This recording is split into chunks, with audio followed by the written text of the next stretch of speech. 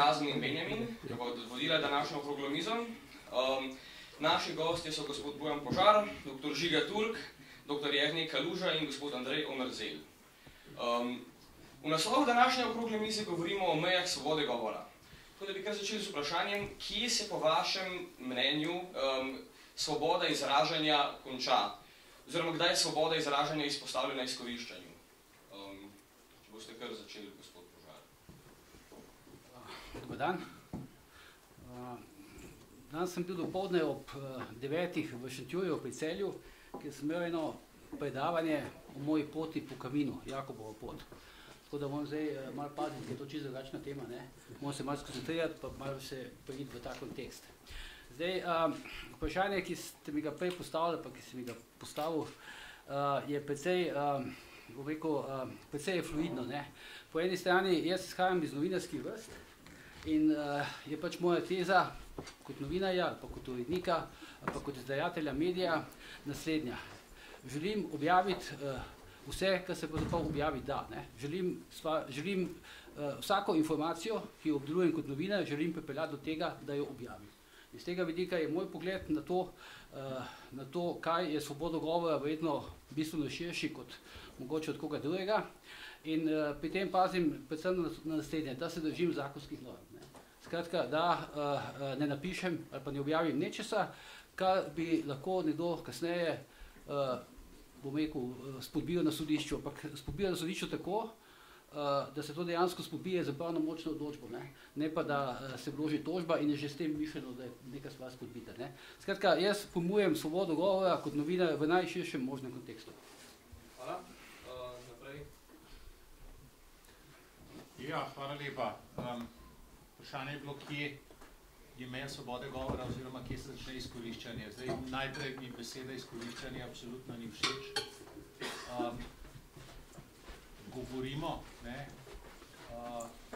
Govorimo zato, da se lahko med seboj koordiniramo, da širimo ideje, da izmenjujemo misli, da tvorimo neke skupnosti, ki so večje od posameznika in zato je seveda vsak govor izkoriščanje oziroma odpiranje možnosti, odpiranje priložnosti nekim potencialom.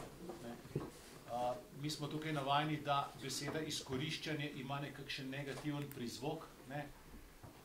Jaz bi rekel obratno, pač svobodo govora je treba izkoristiti ravno zato, da pride na plano čim več različnih idej. Če več ljudi razmišlja, če razmišljajo svobodno, bodo razmišljali v različne smeri, bo vsak posebej razmišljal. Če boste vi tukaj v tej sobi, oziroma če imate vi svobodo razmišljanja, boste vsak razmišljali o neki drugi stvari, v neko drugo smer in bo razmišljalo, ne vem, 40 glav. Če so kakšne omejitve in bodo rekle, razmišljati se pa sme samo o tej polovici problemov ali pa o oni polovici problemov, ali pa sme se razmišljati o vsem, razen o tem, da se je sadež prepovedanega drevesa, potem se to zmanjša se prostor tega, o čem je dovoljeno razmišljati in zmanjša se, koliko glav bo uporabljenih za razmišljanje.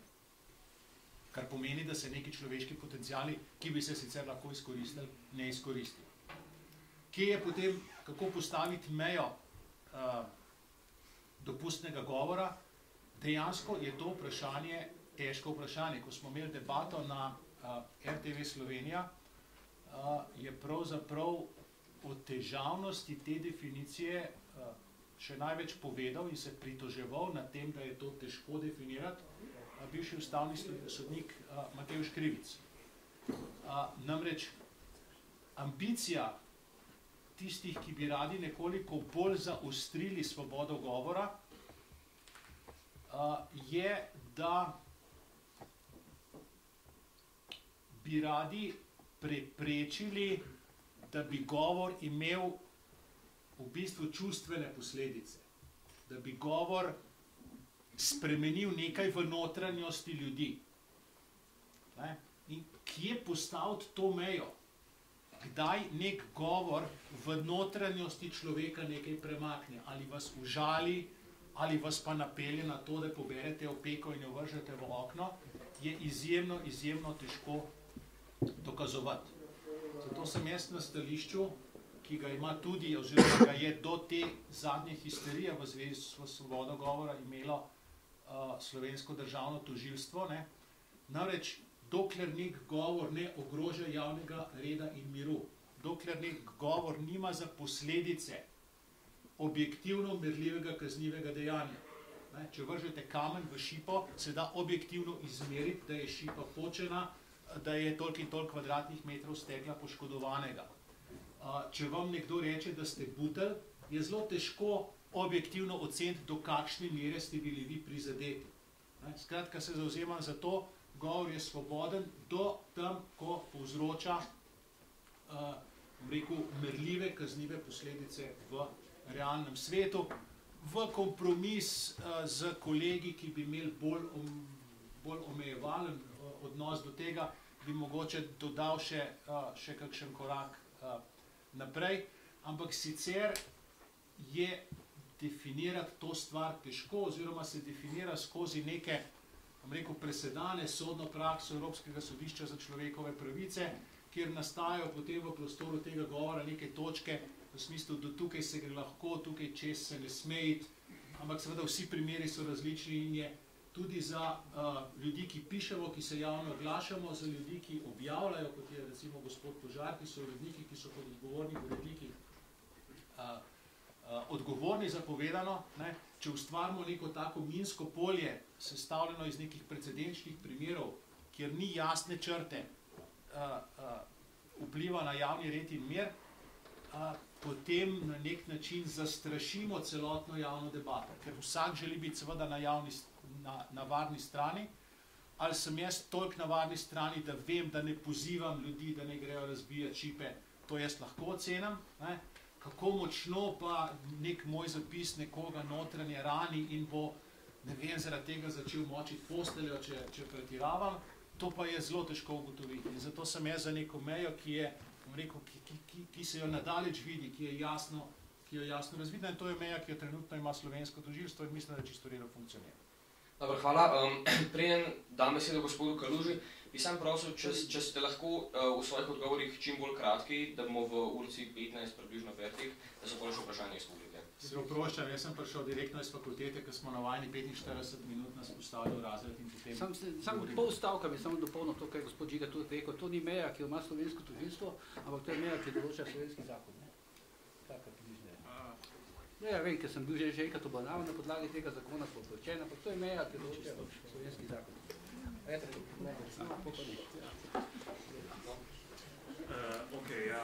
Težko je biti kratek po takih temah.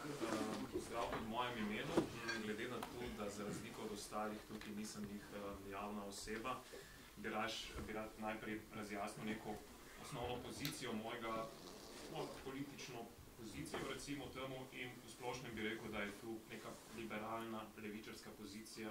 Bil sem aktiven tovarni rok na Radio Študent in tako naprej. Ampak me pa ta diskurs o sovražnem govoru vseeno ne navdušuje, oziroma nisem tukaj na strani tega zelo ostrega postavljanja mej in prevelikega koncentriranja na to, kjer diskurs bi mogel biti iz javnega prostora izrinjen. Ravno tu se mi zdi eden izmed največjih problemov nekega sodobnega javnega prostora, recimo temu nek tribalizem oziroma identitarizem, da je pač družba nekako razjedena na dve zoperstavljeni strani. V kontekstu Amerike se je tu najlepše pokazalo okrog volitev, kjer jih je zmogel Donald Trump. V kontekstu Slovenije je pač razlika med levico in desnico ima nekoliko drugačno genealogijo, ampak v bistvu gre za zelo podoben princip. In tu se mi zdi temeljen problem, se pravi, da se ljudje, ki razmišljajo enako, se pogovarjajo med sabo, medtem ko ljudje, ki razmišljajo različno, se med sabo ne pogovarjajo. In zato sem se recimo tudi udeležil te okrogle mize, oziroma nisem imel nobenih pomislekov, ali bi se jo udeležil, ali se jo ne bi, ali kaj si bo zdaj kdo o tem mislil in tako naprej. Se pravi, tu pa nikakor ne pomeni, da recimo jaz simpatiziram z ljudmi, ki širijo sovražen govor ali pa lažne novice ali kaj takšnega, ampak na nek način verjamem, da te stvari vseeno niso tako zelo nevarne, kot se morda na prvi pogled kažejo, da v bistvu mi lahko ta diskurs premagamo nekako od odznotraj, da ni treba od zunaj postavljati nekih tako trdno določenih mej. V bistvu jaz sploh nisem na tej poziciji, da bi lahko rekel, tu je meja javnega govora ali pa tega se ne sme reči. Mislim, jaz lahko to rečem, ampak kakšen učink bo to imelo, ne? A se v bistvu pravzaprav sovražni govor reproducira s tem, ker se o njem tako dosti govori. Tu so vse zelo komplicirana vprašanja. Tako da to, no, mislim, da sem za začetek, ne vem, če sem čisto odgovoril, ampak to je to. Hvala. Lep pozdrav z moje strani. Kot prvo, svoboda govora po slovenski ustavi, po slovenski zakonodaji, po Evropski konvenciji o človekovih pravicah je lahko omejena, se pravi, ni absolutna pravica in v določenih primerih jo lahko omejimo. Imamo primere sodne prakse ESČP-ja, v zakonu točno določeno, za katere primere se gre, kar se bomo tudi kasneje dotaknili. Jaz tukaj ne bi rad govoril o meji med svobodo govora in omejevanjem svobode govora. Jaz bi tukaj rad govoril o razmerju ene pravice napram drugam. Se pravi, razmerje pravice svobode govora do pravice do dostojanstva, pravice do varnosti, pravice do nacionalne, verske, svetovno-nazorske identitete. In če sprašujete, kje je meja, to je izjemno težko določiti. Ampak meja je tam, ko se pravica enega posameznika dotakne pravice drugega posameznika. Se pravi, meje okvirja oziroma določa zakon, sodišče pa odloča o vsakem primeru, zato ker vsak primer je različen posebej na podlagi okoliščin, ki so, in na podlagi doslej izbrane sodne prakse. Gospod Požar je omenjal, da je mnenje Vrhovnega državnega tožilstva oziroma kolegija gospoda Škete enako kot določa 297. člen KZ1, Kazenskega zakonika. Temu ne drži. Ustava v 63. členu, pa če plastično prikažem, določa takšno širino kaznivega dejanja oziroma opisuje KD 297. člen, to zadevo zoža, kar je pravilno. Kar pa po mojem mnenju ni pravilno, je pa to, da mnenje Vrhovnega državnega kolegija Vrhovnega državnega tožilca to zakonsko določeno normo zoža na takšen nivo, da imamo premalo primerov na sodišču, da lahko dejansko sodniki odločajo o tem, kaj je sovražni govor in kaj ni sovražni govor. Gospod Turk je rekel, da besede ne morejo, mislim, gospod Turk je omenjal, da glede 297. člena, da podpira idejo v smislu, da če teče kri, pa je to sovražni govor. Če razbita šipa. Tako, kolikor da beseda povzroči nekaj. No, tukaj sodna praksa ESČP pravi drugače v več primerih in če omenim samo Lapen, recimo primer Lapenove, kjer je Evropsko sodišče, prej je na nacionalnem sodišču v Franciji na vseh inštancah bil gospod Lapen obsojen, zato ker je rekel, da veliko število muslimanov pomeni nevarnost za Francijo. Tukaj ni tekla kri, tukaj niso bile počene šipe in je Evropsko sodišče izdalo obsodilno sodbo. Kot drugo, Norwood proti Veliki Britaniji, isto, muslimani nevarni za interese Angležev. Kot tretjo, Vejdeland proti Švedski, tukaj se je šlo za homoseksualce, nihče ni bil poškodovan, nobena šipa ni bila razbita, pa vendar je sodišče Evropske ESČP potrdilo in obsodilo. Omenjam. Toliko z moje strani začetka. Jaz nikoli nisem trdil, da je sodna praksa Evropskega sodišča za človekove pravice idealna, oziroma da je taka, kot bi si jaz želel, da je svoboda v Evropi. Jaz ne skrivam, da si želim, da imamo v Evropi toliko svobode, kot jo imajo v ZDA, kjer je praksa nekoliko drugačna. V zvezi s temi primeri je treba vendarle povedati, da tista izjava od gospoda Le Pena je bila vržena v čas, če se spominjate, ko so predmestja Pariza gorela in ko je bila situacija razmeroma napeta. Tako da bi se dalo reči, da so tiste besede prilile olja na ogenj, ki je dejansko res gorel, torej v oranžni barvi, takrat v okolju in seveda Evropsko sodišče za človekove pravice se postavi na stališče, da je zadeva seveda mora biti v skladu z nacionalno zakonodajo. Torej v državi članici mora biti določena zakonodaja sprejeta, če je ta stvar kršena, potem je pač kršena. Ne vidim vzroka, da bi ravno Francijo vzeli za zgled, ker so razmeroma ostri. Med drugim je pa prav gospod Le Pen dobil neko tožbo v zvezi s sovražnim govorom, ko so novinarji o njem napisali, da je, ne vem, fašist, prasac in tako naprej, in je gladko iztožil, bom rekel, denar zaradi žalitve. Skratka, Francija ima zadeve razmeroma neliberalno postavljene in ne vem, zakaj bi se moral zgledovati po najbolj neliberalni državi v Evropi. Ja, rekel bi, da ne vem, jaz nisem zato, da se tukaj razpravlja o nekih konkretnih primerih, sodnih primerih, naših ali pa evropskih, ker mislim, da večina, tudi jaz ne, osebno tako ne poznam in ne moremo njih kompetentno razpravljati. Mogoče kolega, ki se pač ukvarja s tem, študira te pravne postopke oziroma te primere, bo znal več povedati kot ostali, ampak jaz sem prišel tukaj predvsem zato, da povem nekaj svojih lastnih izkušenj iz tega področja, o katerem se zdaj govorimo. Najprej bi rekel to, da spremljam, jaz bolj daleč spremljam tole debato okoli tega sovražnega govora, ker me niti toliko osebno ne tangira, ker vidim, da to leti predvsem na pisanje o migrantih in podobno, ampak to ni tema, s katero se pač moj portal ukvarja, zato v bistvu malo škilim zadevo, pa spremljam bolj daleč, pa se cinično nasmiham. Mislim, bi pa rad upozoril na en kontekst, poglejte, jaz sem v novinarstvu od leta 90, se pravi približno 28 let, sem v novinarstvu, aktivno v novinarstvu, živim od novinarstva. In moram reči, to se mogoče pač mlajša dva kolega ne spomnita, Žiga Turk se bo mogoče spomnil, jaz ne poznam obdobja v teh 28 letih, pa sem dal vse skozi osamosvojitev, prejšnji režim in podobno, ko bi bilo v Sloveniji tako malo medijske svobode. Danes je manj medijske svobode, kot je bilo v 80 oziroma 90 letih, in to vsem mi lahko verjamete drži. In v tem kontekstu jaz vidim debato tukaj o sovražnem govoru. Jaz debato o sovražnem govoru ne vidim v tem, da se pa skuša tukaj preprečiti neka žaljiva beseda na račun nekega migranta, geja, lezbijega, karkoli, ker to v nekem širšem družbenem kontekstu je relevantno. Jaz tukaj vidim problem sovražnega govora v tem, da se poskuša preprosto ubiti še tistih malo opozicijskih medijev, ki so, pa ne gledo na oblasti.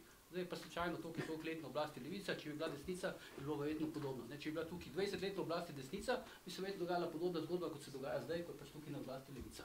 Danes je 95% medijev v tej državi, 95% medijev v tej državi v lasti ene politične opcije.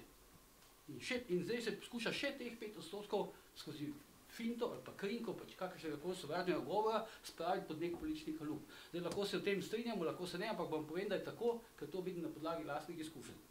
Zdaj, kar se pa tiče primerjave, kolega je omenil Evropsko konvencijo za človekove pravice oziroma pač Evropsko sodišče za človekove pravice. Jaz sem takoj za to, da se mi zgledujemo ali pa posnamemo vse, kar nam pač pove Evropsko sodišče za človekove pravice, ker vam povem, da je Evropsko sodišče za človekove pravice na podlagi nekaterih medijskih primerov, tudi konec koncev to, kar se je zgodilo z poslancem prijateljem in tožbo mladine, ki je bila uspešna v Evropi, dvignilo raven medijske svobode, vse v smislu sodnega varstva na veliko višjo raven, kot so to prej počela slovenska sodišča. Danes se slovenski sodniki prisiljeni na podlagi odločitev Evropskega sodišča v nekaterih primerih odločajo bistveno drugače v istih zadevah, kot so se odločali pred leti. To povem, da je tako. Bom zdaj ta hip malo daljši, pa mogoče potem se ne bom oglasil. Recimo, zadnjič sem bil v kazenskem postopku, ker me je tožil slovenski veleposlanik v ZDA Stanislav Vidovič. Zato, ker sem pač napisal, da nekateri dokumenti kažejo, da je bil član državne varnosti oziroma UNPE. In sodnik me je oprostil in je pač povedal zelo preprosto stvar. Je rekel, če vam pisanje Bojana Požarja ni všeč, pojdite na novinarsko sodišče ali pa napišite pismo bralcu, pa karkoli, ampak tukaj je kazensko sodišče in moramo se pogovarjati o kazenskih normah. Mi gospodu Požarju ne moremo dokazati to, kar nalaga zakon v tem primeru, da je on ta članek napisal z namenom zaničevanja gospoda Vidoviča, da je vedel, da je objavil neka dejstva, ki niso rešitve in tako dalje, kar je bilo tudi res. Skratka, tak primer nekaj let nazaj v Sloveniji ne bi bil mogoč. In to je prineslo Evropsko sodišče za človekove pravice. Zato mislim, da je fajn, da se sklicujemo na to in da se ne smemo sklicevati samo v tisti primer, ki nam paše, ampak v vseh. Zdaj, kam gre pa ta 297. člen? 297. člen, javno spodbujanje sovraštva, nasilja in nestrpnosti vizavi novinarjev, bom povedal en zelo kratek primer.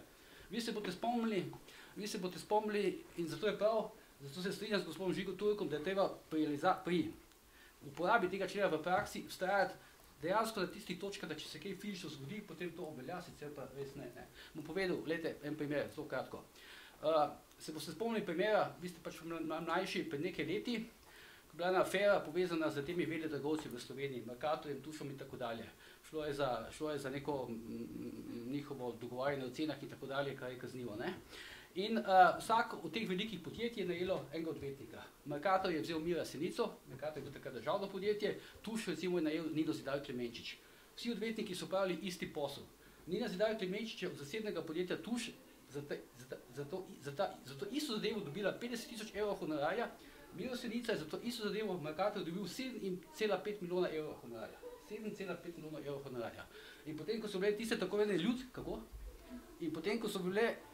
imenovane ljudske staje v Sloveniji, pred leti, takrat, ko je padel potem Janša in tako dalje, sem jaz napisal nek komentar teh staj in sem v enem odstavku na koncu napisal v enem stavku, kdaj bomo pa na plakatih videli napis Miro Senica vrni 7,5 milijonov evrov Mercatorju, oziroma državno blagajno. In na podlagi tega člena, zaradi tega stavka, tega mojega napisa, me je Miro Senica tožil na podlagi tega člena, do javno spodbuje sovraštvo, nasilje, nestrpnost in tako dalje, ki temelji na narodnosti, rasni, verski, etični pripadnosti. On je tukaj uporabil, ki temelji na družbenem položaju. Skratka, rekel mi je, očital mi je na sodišču, da sem jaz na podlagi tega napisa začel spodbujati sovraštvo zoper njega, ki je pripadnik bogate družbene skupine v državi. Tožilstvo je najprej to zavrglo, potem se je Miro Senica pritožil, je višje sodišče rekel, da obstaja kaznivo dejanje in je naložilo tožilstvo, da mora vzeti primer. Tožilstvo ga je branilo, kar je sicer absurd, najprej ga je zavrglo, ko ga je moglo braniti, in na koncu sem bil oproščen, ker je popolnoma ložil. Hočem povedati, kakšne manipulacije politične omogoča ta člen in 271. člen, zato da ga zožemo, ne pa da ga celo razširimo. Natančnejši. Ne, tista dikcija, mora bi ostati samo dikcija, če dejansko se nekaj zgodilo, če poči šipa. Gospod Turk, v podnaslovu naše okrogle mize smo izrazili problem, če o nekom ne moremo ali o nečem ne moremo govoriti. Kakšna je situacija tega v Sloveniji in če poveste, kakšen konkretni primer? Konkretnih primerov je zdaj kolega Bojan Požar kar nekaj naštel in pravzaprav ilustriral primer, kam nas privede zaostrovanje svobode govora oziroma poskusi zaostrovanja svoboda govora. Vi morate vedeti, da posledice na govor, na dialog, na odprtost, na svobodo v družbi nima samo to, kar piše na koncu v zakonu. Ampak ima tudi vse to, kar se v družbi dogaja. Zdaj, jaz si predstavljam, da gospod Požar je nekako malo navajen hoditi na sodišča in ko dobi kakšno oranžne, a so še zmeri oranžne povratnice, se pravi, ko dobiš priporočeno pošto iz sodišča, so temno oranžne, une navadne za, ne vem, kreditne kartice in take stvari so pa svetlo modre ali pa bele. Skratka, veš, oranžne, se kar mečkaj strešaš, kaj ti zdobiš. Navadni ljudje se stresijo, navadni ljudje se bojimo imeti opravka s sodišči. Je pri kupu nekih služb, položaj in tako naprej, moraš dati potrdilo, da nisi v sodnem postopku. Če nisi tega navajen, če nimaš s tem izkušen, da čez 3-5 let vse pade, to izvaja vse skupaj na družbo pritisk. Izvaja pritisk na to, kaj si ljudje upajo in česa se ljudje ne upajo povedati. In zato velja biti v zvezi s tem skrben, ker ne bodo tisti gavnari nehali, bom rekel, res grdo pisati. Ampak bodo neki razmeroma razumni ljudje pisali, ko bi rekel, dosti bolj politično korektno in bo družba prikrajšana za kakšno debato, ki bi se sicer v tej družbi zgodila. Zato se jaz strinjam recimo z profesor Petričem, ki je rekel, te stvari se spreminja s tresočo roko. Svoboda govora je ena ključnih svobod, mogoče bistvena svoboda, ki jo imamo ljudje kot razmišljujoča in govoreča bitja. In že pogovarjanje o zaostrovanju vsega tega ima negativen rezultat na družbo in na dialog, ki v družbi obstaja. In jaz sem bil mečkrat zgrožen, ki je kolega rekel, premalo imamo tega na sodiščih. Po čem vemo, da imamo tega na sodiščih premalo? Ne? A je sodna statistika vam pove, da imamo toliko in toliko. Ne? Interpretacija sodne, recimo, da sodna statistika reče, da je tega 100. Ne? Vaša interpretacija pa je, da je 100 premalo. Primerjalno z drugimi državami EU. Primerjalno z drugimi državami EU. Ki imajo... Pa to je popolnoma nepomembno, koliko ima tega v drugih državah EU, ampak če je vaša teorija, ne, da zaradi sovražnega govora nastajajo sovražna dejanja, potem bi mogli reči tako, ne, aha, na sodiščih procesiramo vedno manj sovražnega govora in zato imamo vedno več sovražnih dejanj. Ne, neko druga krivulja gre pa navzgor. Ampak teh krivulj vi nimate. Ne. Nekih podatkov, da je vedno več sovražnih dejanj v Sloveniji proti skupini A, B, C, D. In kot skliceval ste se na ustavo, tisti člen v ustavi je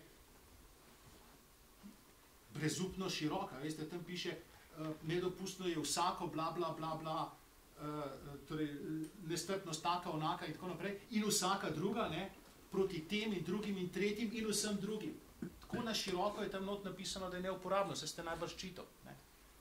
Tako da, dajmo biti pametni in jaz se držim, jaz sem računalnik drugače in kaj popravljamo, inštaliramo, reinštaliramo, na telefonu imate kaj, ne. If it's not broken, don't fix it. Sistem nadzora govora v Sloveniji ni zlomljen. Nič mu ne manjka, vse je v redu. Gospod Omerzel, vi ste pravnik, če bi mi lahko sam povedal, kako pravzaprav se v Sloveniji kazensko preganja sovražni govor, kako se izvaja dokazni postopek, kakšne so posledice za nekoga, ki je spoznan sovražnega govora? Sovražni govor sta dve stopnji kaznivosti, 297. člen določa kaznivo dejanje, 20. člen zakona o javnem redu in miru pa določa prekršek. Če se recimo vrnem nazaj na statistiko, v Sloveniji imamo približno 20 obsodb po 297. členu in cirka 40 prekrškov na podlagi 20. člena ZRM. Sam postopek, ukolikor je prekršek, gre preko policije, tožilstvo potem izda plačilni nalog, se lahko pritožiš na sodišče, če plastično poenostavim, ukolikor se gre za KZ, se pravi za kaznivo dejanje, je to ali naznanilo ali po uradni dolžnosti, tožilstvo usmerja postopek, potem gre to na sodišče, kazni so določene v zakonu. Glede, da se samo repliciram nazaj na gospoda Požarja, tisto, kar je on omenjal, glede tožbe veleposlanika v Združenih državah Amerike, tisto je bilo verjetno na zasebno tožbo, ne, razžalitev. Tako? Tisto je bilo zasebna tožba. Jaz se želim obdolžitev, jaz se nisem govoril o tem kontekstu sovražnega govora. Ja, ampak ste rekli, da v 90-ih letih ni bilo možno to, kar se dogaja sedaj, navedli ste ta primer. Rekel sem zelo natančno, ne se poslušati. Rekel sem, fajn, super, upoštevajmo Evropsko sodišče človekove pravice, ker je to nasplošno, to sodišče je v primerjavi z našimi sodišči zvišalo standard medijske svobode v Sloveniji. Ja, ampak to sta dva različna pojma, na zasebno tožbo ali pa uradno pregonljivo dejanje. Fajn bi pa bilo, vi, ki ste zagovorniki trdega boja proti sovražnemu govoru, fajn bi bilo, da bi slovenski javnosti povedali, da imamo sovražni govor, da imamo žaljive obdolžitve, da imamo žalitve, da imamo, ne vem, fake newse, ker zdaj se to vse skrb meče v en koš. Se popolnoma strinjam. Vaši kolegi, recimo zadnji sem gledal, oziroma spremljal sem v neki razpravi na Twitterju gospod Nataša Pirc-Musar z Žigo Turkom, to se zdaj vse skrb nekaj meša. Ne? In dajmo reči sovražni govor, ga imamo zakonsko definiranega, ni treba več problem, ga imamo dovolj definiranega, če mislite, da je 20 ljudi premalo obsojenih, potem najdete še kakšnega, jaz mislim, da je preveč, ne? Načeloma je 20 evat, obsojenih. Imamo čist dovolj trdno, močno zakonodajo, da lahko preganjamo sovražni govor.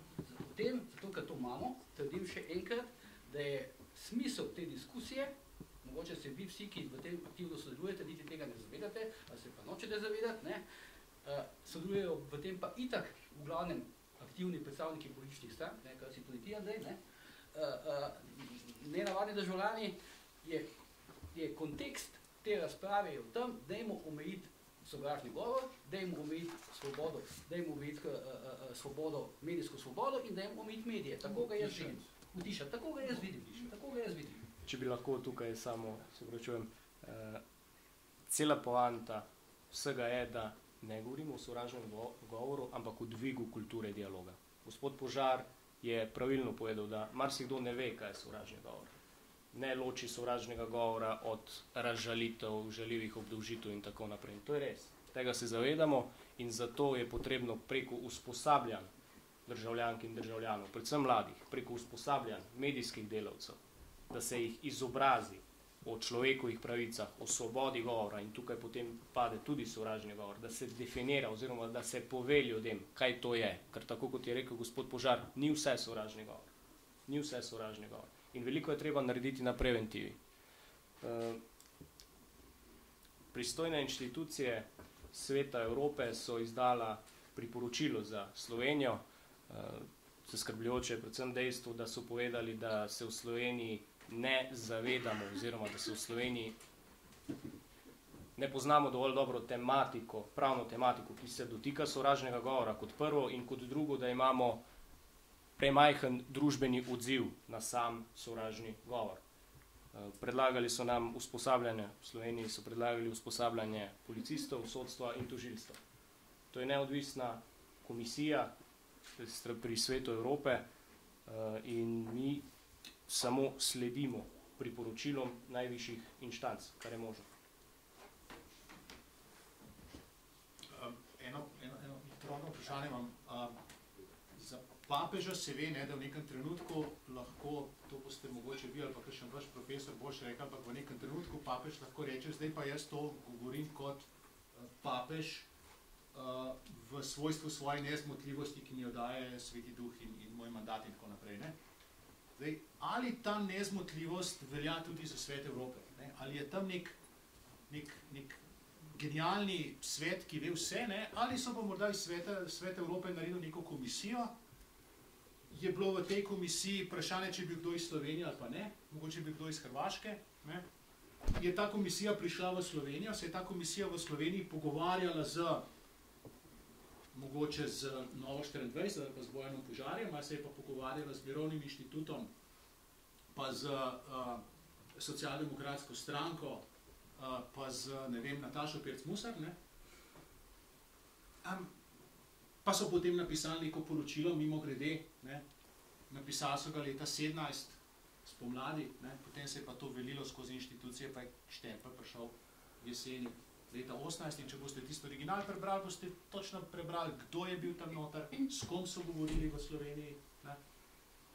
In potem jim v Sloveniji nekdo nekaj pove, ne? Potem gre to v Štrasburg, potem pa iz Štrasburga pride nazaj v Slovenijo, ta ista stvar malo zapakirana, potem pa vsi tukaj se temu priklanjamo. Ne? Dajmo biti nekoliko kritični, pa dajmo pogledati, ali imamo v Sloveniji škodo, materialno, objektivno merljivo škodo zaradi sovražnega govora, ali rekel, je nekaj ljudi globoko ranjenih. Zdaj pa še gospod Kaluža in na to še gospod Turk. Kakšni naj bi bili po vašem mnenju ukrepi za boj proti sovražnem govoru? Mislim, jaz bi najprej rekel, da je cela ta debata glede pravnih vidikov malo, pač v bistvu se ne spoznam na to področje in pravzaprav mislim, da je tu napačna smer, ker v 90%, kadar se v javnem diskurzu govori o sovražnem govoru, ljudje nimajo v mislih tega oskega pravnega vidika, ampak enostavno imajo v mislih nek, ne vem, bi rekel recimo tip izjav ali pa tudi tip novinarstva, ki pa se mi zdi recimo problem, ne? Da se recimo pač v določenih medijih odločijo za reprodukcijo nekih zelo specifičnih izjav, recimo o, ne vem, posiljevanju muslimanov z ene strani, ali pa bi lahko tudi z druge strani najdli primere, ne? Da recimo nekdo hoče prikazovati nekega stereotipnega desničarja, samo zato, ker ve, da njegovo bralstvo take izjave hoče brati oziroma nekako potrjujejo to idejo o tem, ki jo bralstvo že ima, ne? Ali pa pač publika. No? In mislim, tu je zame nek največji, najširši problem sovražnega govora, v tem smislu, da je treba ampak tukaj je pa zelo težko reči temu boj proti takšnega novinarstva se ne da ukiniti na način, da boš ti nekako pravo, mislim, da nima take moči, da bi lahko kaj takšnega naredilo, da mora tu priti nekako prej od spodaj na vzgor, sama publika mora videti, da je tu na nek način brez veze, da tu vodi v informacijsko vojno in na ta način bodo mogoče tudi neke bolj pametne teme prišle na dan. Kakšno je bo že točno vprašanje? Kakšne ukrepe bi vi predlagali za boj proti? Tu bo Turk, profesor Turk več, oziroma ne bo. On jih ne. Za ukrepe imamo kolega Omerzela, ne. Vsak, jaz sem absolutno za kulturo dialoga in se trudim osebno za to. In sem kar nekaj, bom rekel, gnojnice izmerljivk dobil na svoj račun in nisem nobenemu vrnil toliko, kot bi po neki stari židovski navadi mu moral, skratka zvrhano in potlačeno, ampak po novi zavezi sem nastavil še drugo lico, oziroma sem ga dal na mute ali pa na blok, pa je bil mir, ne. Ne. Nobeni ukrepi, ampak dejansko vsak od nas sam se mora truditi za to, da vzdržuje nek nivo, da vzdržuje neko kulturo, da premisli o tem, da ne greš nalašč nekoga užaliti. Verjetno vsi govorimo za to, da bi naš govor, imel posledice v realnem svetu, ampak neke pozitivne, dobre posledice. In ponavadi je sovražni govor zato, da smo, recimo, da ne bomo pravno nekorektni, ampak nek grob, žaljiv, neprimeren govor je ponavadi izraz tega, da ta oseba ne zna, ne zmore, nima nekih argumentov, ki bi pa pili vodo. In zato v bistvu je kontraproduktiva. Če pa ne gre za to, če gre pa samo za neke argumente, ki jih nekdo ne bi rad slišal.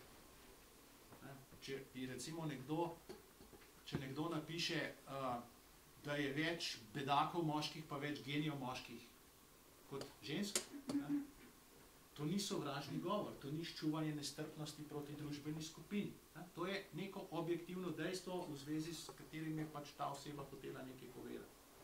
Skratka, vi, ki ste tlele, zdaj ne vem, a ste sploh še na Facebooku, pa na Twitterju, ali imate WhatsApp, pa Snapchat, pa bom rekel te zadeve 1 na 1, ne. Če ni vaš cilj, da se ventilirate, da pač daš neko paro ven, če je vaš cilj, da nekaj poveste nekomu in mu dopoveste, da mu daste vsaj en dvom kljuvati v glavo, kaj pa vi mislite drugače kot on. Boste več opravili, če boste to naredili na en manirlik, dostojen način, kot pa če boste šli grobo in žaljivo.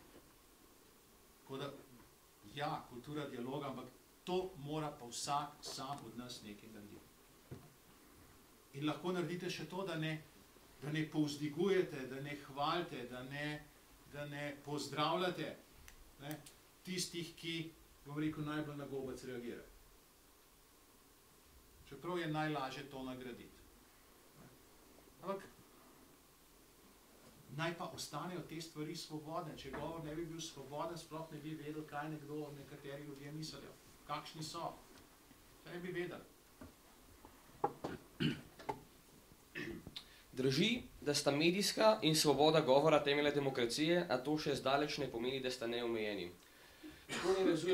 Kako ne razumemo poziv našega premierja Šarca glede financiranja medijev, a se ustvarja cenzura tega, kar se sme objaviti, in bi se politika smela oziroma mogla umešavati na tako temeljno področje, kot je svoboda?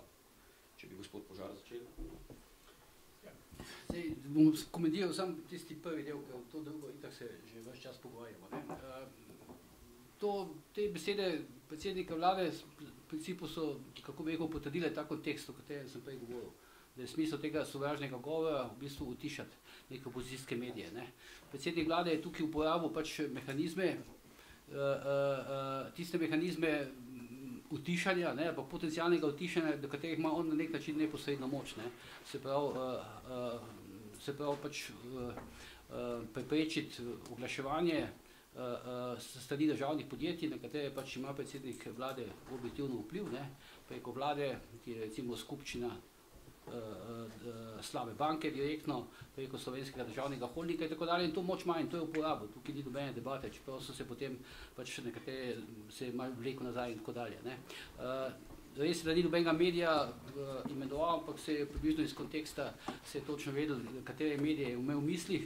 Konec koncev je vsaj eno državno podjetje tudi sledilo temu pozivu, mislim, da je to bil GEN-I, tale Eles, ne, ki je tudi 100% v državni lasti, ki je zaposlen Bernard Brščič, pa naj bi imel pač nek pogovor z Bernardom Brščičem, tudi v tem kontekstu, mislim, da v mesecu februarja. Skratka, bom rekel, potrdil je, da se dogaja to, kar sem govoril, poskus utišanja medijev nekaterih in dejansko so se nekateri mehanizmi, ki jih je pač gospod Čarec napovedal pač v tej izjavi, so se potem tudi fizično začeli uresničevati. Tako da je pa s tem v bistvu naredil še en korak naprej. Jaz sem mislil že, da sem že vse doživel v tej državi, ker pač že toliko časa se ukvarjam z novinarstvom, ampak vsak mesece pa vsak teden me nekaj znova preseneti. Jaz nisem si znal predstavljati, to je bilo recimo nekaj podobnega, kot je takrat Janša, ki je mislim, da je bilo v začetku 90-ih let, ki je zmagal Demos, ko je nekje v parlamentu rekel, da je prišel Labodji spev novinarjev na državni televiziji. Nekaj, mislim, da je bilo takrat. No, hoče reči, ampak 25 let kasneje, ne, pa pride predsednik vlade Marjan Šarec in nekaj podobnega ponovi. Zdaj, ali to zdaj na istem nivoju ali ne, to je stvar debate, ampak nek podoben kontekst. Skratka, politike z neke prižnice, ne, nekega mikrofona, začel posredno, direktno skoraj groziti nekaterim medijem. Tako da v tem kontekstu, se vem, to je samo potrdilo to moje razmišljanje. Kaj je bilo pa še dalje? Nisem točno zdaj malo zgubil srnici. Če se v bistvu s tem ustvarja cenzura tega, kar se sme sploh pa objavljati. Ja, lejte, zdaj potem pač, potem je pač stvar, kako bi rekel, izdajateljev medijev, da se odločijo, kako bodo na podlagi tega reagirali. Ne? Če lahko na podlagi tega poziva, lahko pač izdajatelji medijev, recimo, da je pač imel v mislih Šarec, ne vem, Demokracijo ali pa Novo 24, se morajo potem odločiti, ne? Ali bodo ostali brez oglasov državnih podjetij, ne? In bodo pač še naprej peljali to uredniško politiko, kot se je doslej, ne? Ali bodo pa uredniško politiko spremenili, ne? Se sprijaznili za tem pač, kaj je in potem to je čista klasična cenzura, ne? Tako da, se pravim, to me je presenetilo, potem je pa recimo zelo preseneča, se tudi to sodi neposredno v kontekst tega sovražnega govora, recimo ta radikalizacija nekaterih vodilnih politikov, nosilcev funkcij v državi na družbenih omrežjih. Recimo to gledam zdaj pač primer gospoda Dejana Židana, ne, predsednika državnega zbora. Ne. Zdaj je bil govornik na 2 partizanskih proslavah, ne. Pa ne bo kakšne pomote, jaz izhajam iz partizanske družine, pa moji starši so bili med vojno v Mariboru označeni kot preveč zavedni Slovenci, pa so jih Nemci, ko je Hitler zasedel Maribor, so jih takoj izselili v Srbijo. Hočem reči, no, to, kar zdaj opažam v teh tweetih, ki jih predsednik državnega zbora po teh proslavah, po teh svojih 2 govorih na Osankarici in zdaj tukaj v Dražgošah spušča v javnost, mislim, to je eno samo sejanje sovraštva, ne. Samo pogledajte te tweete, ne, to je v principu pa res eno sejanje sovraštva in to človek, ki je predsednik državnega zbora, ne samo pač predsednik svoje stranke. In to so stvari, ki me recimo po 28 letih novinarstva še presenečajo, hkrati pa na drugi strani pa Židan eden od tistih politikov, ki, kako bi rekel, propagira ta boj proti sovražnemu govoru. Tako da se mi zdi, da so ti kriteriji so popolnoma pomešani, standardi so popolnoma padli, ne, in človek včasih dejansko si misli, ne, boš, da bi pustil vse skrb, ne, pa šel hoditi tja, pa nazaj po Jakobovi poti, pa kjerkoli drugje. No, ampak, gospod Omerzel, imate repliko? Lahko tudi, če bom imel repliko na Twitterju, lahko tukaj javno beremo, pa ocenimo. Ja, sem lahko preberemo ene 2 njihova tweeta. Ne, njegova, mislite. Njegova, ne? Židanova. Ja, ki ste nekaj njihovega. Ne, od Mladega foruma. Ja, ne mladega, jaz govorimo o predsedniku Mladi forum, me to ne zanima, ker je pač to tam neka radikalna frakcija znotraj neke politične stranke, ampak Dejan Židan je pa predsednik državnega zbora, ne? Veste, no, tukaj moram intervenirati zdaj. V državi. Tukaj moram intervenirati zdaj, pa da gremo kar... Čakal sem, kdaj bodo partizani in Nemci v tej konstelaciji, da je Bojanča, Kučan, trajalo nekaj dolgo časa, da je to prišlo na dan. Vprašal bi potem direkt, kje je gospod predsednik državnega zbora, se javil sovraštvo v tweetih, jaz sem tweete pogledal, ne vem točno, kje bi pol za obrazložitev tule prosil, kje je to bilo. Ja, dajte beveti. Kje je to bilo, no, kot drugo, poziv premijera Šarca, kar je bilo vprašanje. Jaz poziv premijera pozdravljam. Poziv premijera pozdravljam, tako kot je gospod Požar povedal. Rekel je, da naj podjetja, ki so v državni lasti oziroma večinski državni lasti, naj razmislijo o objavljanju oglasov v medijih, ki sejejo sovraštvo, razpihujejo sovraštvo. Ni jih imenoval, ni jim rekel, kaj morajo pisati, kaj ne smejo pisati, tega on ni naredil. Največji oksimoron je, da so se podjetja sama javila, kjera bi naj to bila. Podjetja so se sama javila, kjera bi naj to bila. Jasna stališča politikov, se pravi ljudi, ki so izvoljeni strani kot predstavniki ljudstva, morajo biti izražena, kar se tiče sovražnega govora. In tukaj je bilo izraženo jasno stališče, ni letelo na direkt, ni omenil nobenega, kot že rečeno. In jaz ta poziv pozdravljam. Kot drugo, da je Mladi forum, kako ste rekli, frakcija, neka skrajna frakcija znotraj stranke. Radikalna frakcija znotraj stranke, no jaz se s tem ne morem strinjati. Danes nisem v svojstvu Mladega foruma tukaj, ampak Mladi forum, vseeno bom povedal, je največji mladinski politični podmladek, ima preko 3000 članov in verjemite mi, da z zadevami, ki se ukvarjamo, trenutno imamo stanovanjsko problematiko mladih na vidiku in nič kaj radikalnega, ukolikor se pa udeležujemo proslav, kot so proslave v Dražgošah, proslave, kot so na Osankarici, pa s tem, kot ste sami rekli, glede na to, da izhajate iz partizanske družine, ne vem zakaj, vidite v tem, da je nekaj narobe. Nisem rekel nekaj narobe. Jaz sem Mladi forum poznam zelo dobro, ker bivši predsednik Mladega foruma je komentator, voditelj oddaje je Faktor. Vem. Z Mladim forumom imam več izkušenj, kot imate mogoče vi let, ampak hočem to reči, da partizanske proslave, jaz sem povedal, kaj mene moti. Mene motijo tweeti, mene so začeli motiti, pač tweeti, ki jih Dejan Židan v zadnjih 2 tednih daje gor na tweet iz teh. Kaj točno? Glejte, jaz ne vem, koliko časa, jaz imam danes udajo, jaz ne morem tukaj do 7 brati. Ja, ampak govorite o nekih tweetih, ampak kaj točno? Enega ste si zapomnili, če 14 dni bilo. Tweeti, upozoril bom na 2 tweetov. Prvi tweeti, ki so bili, mislim, itak se ti tweeti so se ful radikalizirali, samo njegovi, tudi nekaterih drugih politikov, no, ampak hoče povedati, omenil sem tweete iz Osankarce. Kaj je bilo v tweetu? Kako? Tweeti iz, še enkrat povedano, jaz sem tukaj na okrogli mizi, bom govoril na splošno, tweete si o tem vsi preverjate, jaz povedal mojo oceno. Prvič, še enkrat, tweeti po moji skromni presoji novinarja z 28-letno prakso, ki nikoli ni bil ukrivljen za sovražni govor, povem naslednje. In me tudi Šarec ni bil v mislih, povem naslednje. Tweeti Dejana Židana, predsednika državnega zbora, iz Osankarice in iz Dražgoš so sejanje sovraštva. To je moje mnenje in na tem ostajam. Lahko pa zdaj tukaj naslednjič pejem sem dopoldne, pa jih definiramo, da nam se res njena do časa. Zdaj, vi imate verjetno drugačno mnenje, spoštuje, pa tako je moje mnenje. Pa ni moje mnenje edino. Kaj se pa tiče sovražnega govora, glejte, jaz se popolnoma strinjam z Jernejem. Vi sami poznate svojo generacijo, jaz poznam ogromno ljudi izven politike, izven novinarstva, ker pač nekaj časa delamo v novinarstvu, potem sem pa izven. In nikjer sovražni govor ni tema debate, ni tema pogovora. To je popolnoma usiljena politična tema, z točno določenimi konotacijami in točno določeno intenco. Jaz ne poznam okolja, ne športnega, ne kulturnega, ne kakšnega drugega socialnega, ki bi bil sovražni govor tema debate. Dobil sem tweete, tako da zdaj lahko jih komentirate. Z zavračanjem fašističnih idej se, drage tovarišice in tovariši, mi, dediči vrednot protinacističnega in protifašističnega boja, na današnji spominski slovesnosti skupaj poklanjamo vsem, ki so prispevali, da danes kot narod zmagovalcev živimo pod svobodnim soncem. Zato je v današnjem času nujno izpostavljati vse, kar fašizem je. Grajenje kulta osebnosti, napadi na kritike, netenje strahu pred drugačnostjo, smešanje demokracije, spodnašanje avtoritete sodišč in države, zavračanje volilnih izidov, spominjanje preteklosti.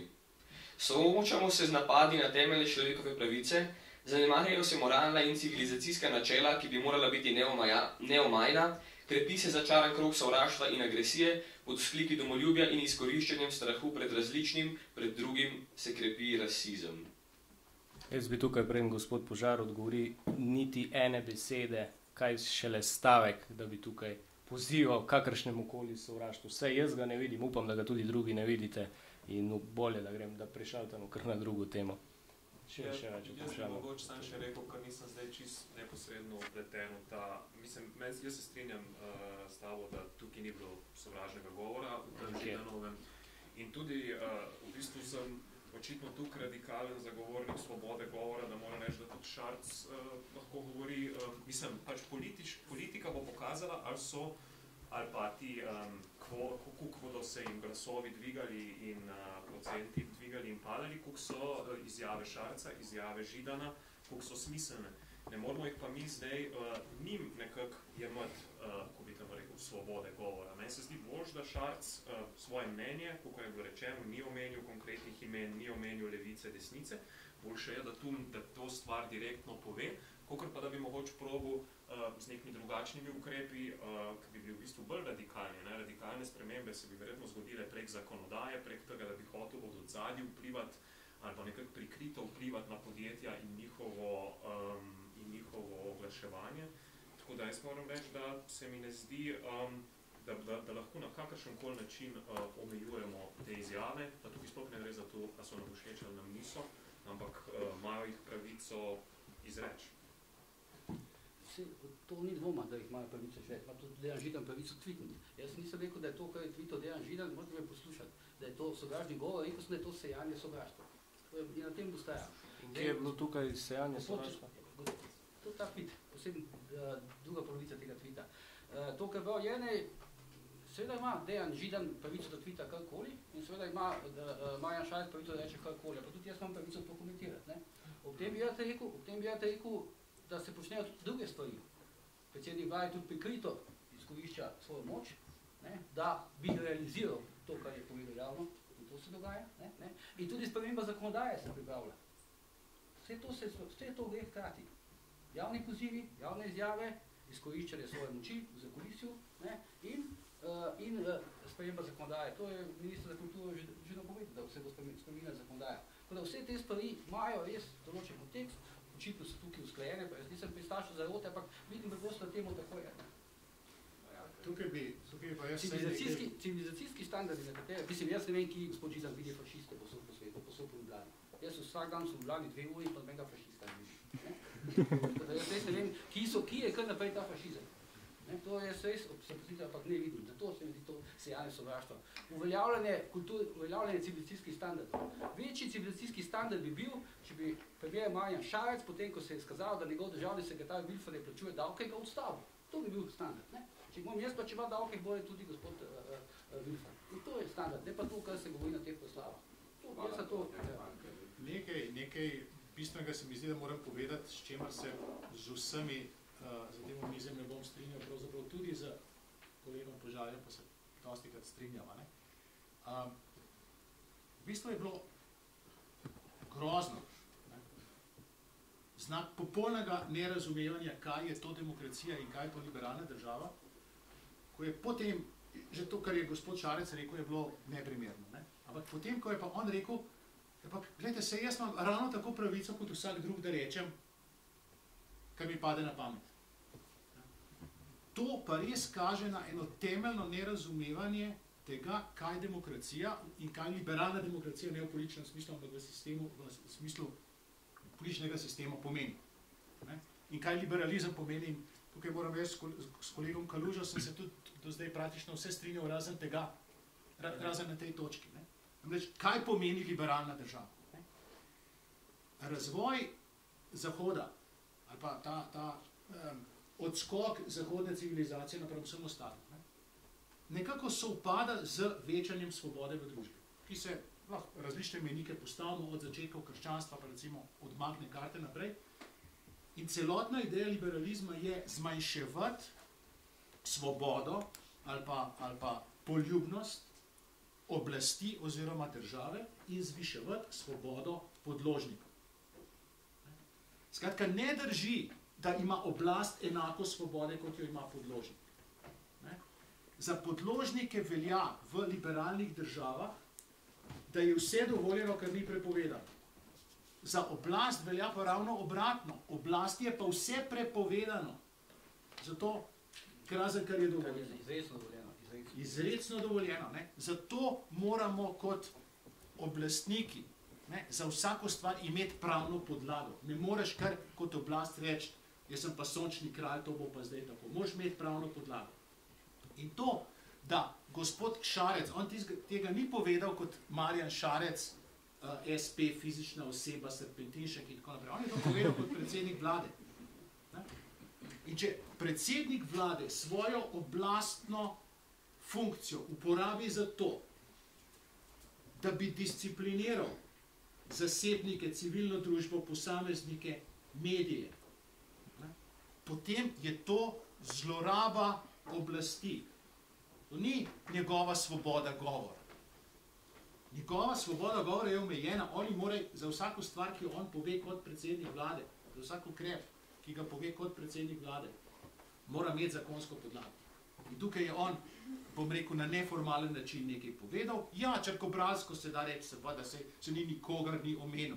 Se vi predstavljate, da pride en učitelj vam v razred, malo krog pogleda, pa reče, pa vi res mislite, dekleta, da v tako kratkih kikljcah lahko hodite na škofijsko gimnazijo. Pa nobene ne pogleda, je vsaka povedla. Se ne vem, če imate to tako strogo, ali nima to. Ne.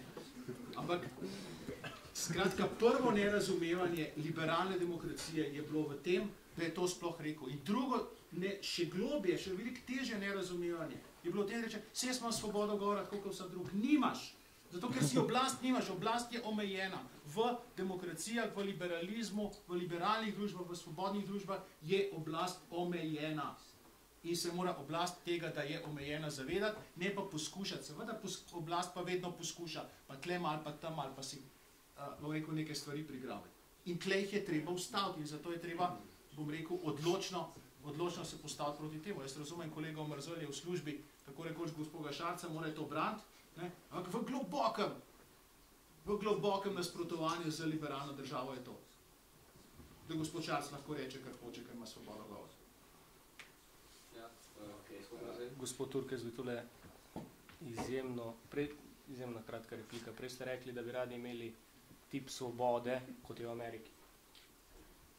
Ja. Tip svobode, kot je v Ameriki. Ja. Kaj pa potem pravite na tweete predsednika Trumpa, kjer je predsedniški sistem, kjer ima dejansko večji vpliv, kot ga ima predsednik vlade v tem pogledu?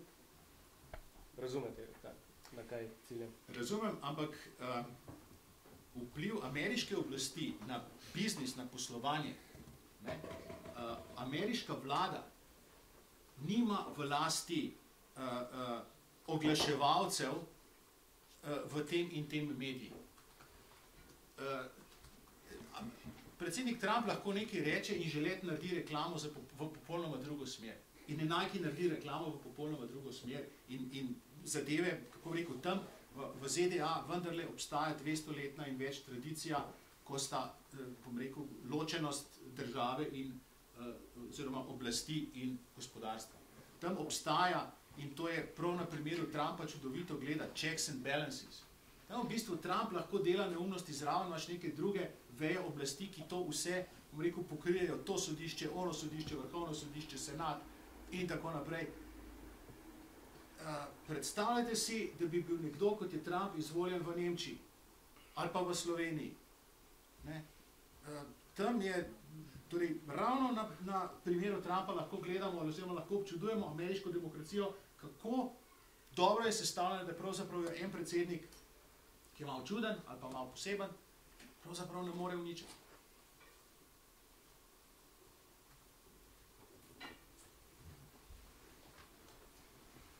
Bi še vse goste vprašal, zakaj pravzaprav je tema o svobodi govora tako aktualna? Lahko začnemo kar pri gospodu Požarju. Mislim, da je vse gospod Žiga Turk je na to že odgovoril, zakaj je svoboda govora tako pomembna za razvoj vsake družbe, tako da jaz mislim, da s tem tukaj nimam zdaj kaj takšnega dodati. Jaz bi samo še spomnil mogoče na neko načelo, ki velja v pravu, v smislu svobode govora, pa se vidi, da je obrnjeno na glavo, no? Oziroma je prav, da je obrnjeno na glavo. V pravu velja pač pravilo, da boljše, da je 9 ljudi, ki je storilo kaznivo dejanje, preproščenih, kot da je po krivici obsojen nekdo, ki ga ni naredil. V smislu, pri tej svobodi govora je to rekel, da je obratno. Boljše, da je 10 ljudi užaljenih, kada je nek novinar recimo obsojen, pa se s tem umeji svoboda govora. Tako približno bi jaz zastavil. Tako kot je bilo rečeno, zadeva je aktualna zato, ker si poskušajo oblasti, pa ne samo slovenska, tudi širše po Evropi, ker poskušajo te oblasti preprečiti, da bi se po medijih in v javnosti govorilo karkoli. Internet je te zadeve tehnično spremenil, tehnično omogočil. Prej so bili uredniki, ki so malo skrbeli za to, kaj se je pisalo. Se jih je dalo tudi tak pa drugačen način disciplinirati. Zdaj je razpust polen.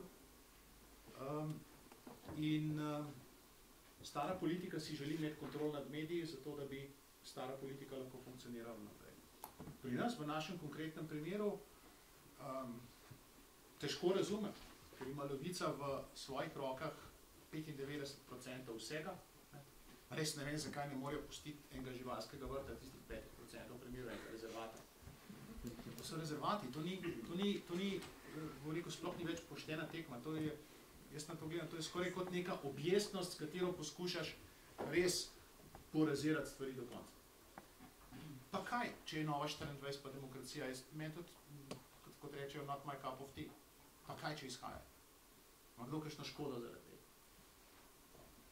Naprej še gospod Kaluža. Ja, jaz bi rekel, da je ta tema tu aktualna, kot sem že na začetku omenil, zaradi tega širšega problema porasta identitarizma, tribalizma, da vse tu vodi v neko informacijsko vojno, recimo temu, tu ni zdaj samo slovenska specifika, vidimo recimo povsod po Evropi, tudi po Ameriki, da se recimo zelo vzpostavlja sta ta neka dva kampa, na eni strani urbano, izobraženo, liberalno prebivalstvo, na drugi strani recimo, da manj izobraženo, ruralno prebivalstvo, ki ne bi bilo bolj podvrženo sovražnemu govoru in tako naprej. In to delitev znotraj zahodnih družb je treba nekako preseči, ker če ne, mislim, da bo iz tega dejansko neka realna vojna oziroma vsaj nek precej hud identitetni spopad nastane. In zame je boj proti sovražnemu govoru, kako ta spopad izničevati, ne pa kako ga z bojem za sovražni govor še bolj jačati, ne? Da pač v bistvu še bolj prihaja do teh nekih, da se ujameš v te neke identitetne igrce, da drug za drugega dva mislita, da je vsakič ta drug fašist ali nekaj takšnega, ne vem kako bi. In to je pač slaba situacija, iz katere ni izhoda, da imamo na eni strani eno to pretirano užaljenost, na drugi strani neko pretirano grobost, ne? Ampak bi pa vseeno rekel, ne, da mogoče sam še tu, kar mi prej ni nekako uspelo reči, ne, predvsem v tem debatam o sovražnem govoru in o tem, kdaj imamo mi legitimiteto, da se počutimo užaljene, ne. Se mi zdi, da je pa vseeno treba upoštevati neko razliko med večino in manjšino, ne. Tudi v zakonodaji, kot sem prej razumel, je zmer govora o tem, da sovražni govor je neki, če je usmerjen proti manjšini, ne. Se pravi, jaz mislim, da jaz recimo bi rekel, ne vem, imam družino, 2 otroka, sem Slovenc, nimam s tem nekih blaznih identitetnih problemov, ampak ne bom se pa čutil blazno užaljen, če bo Svetlana Makarovič rekla Slovenceni ali nekaj takšnega, ker sem pač neki večinski poziciji, v poziciji ljudi, ki so v Sloveniji, ki pač nismo ogroženi.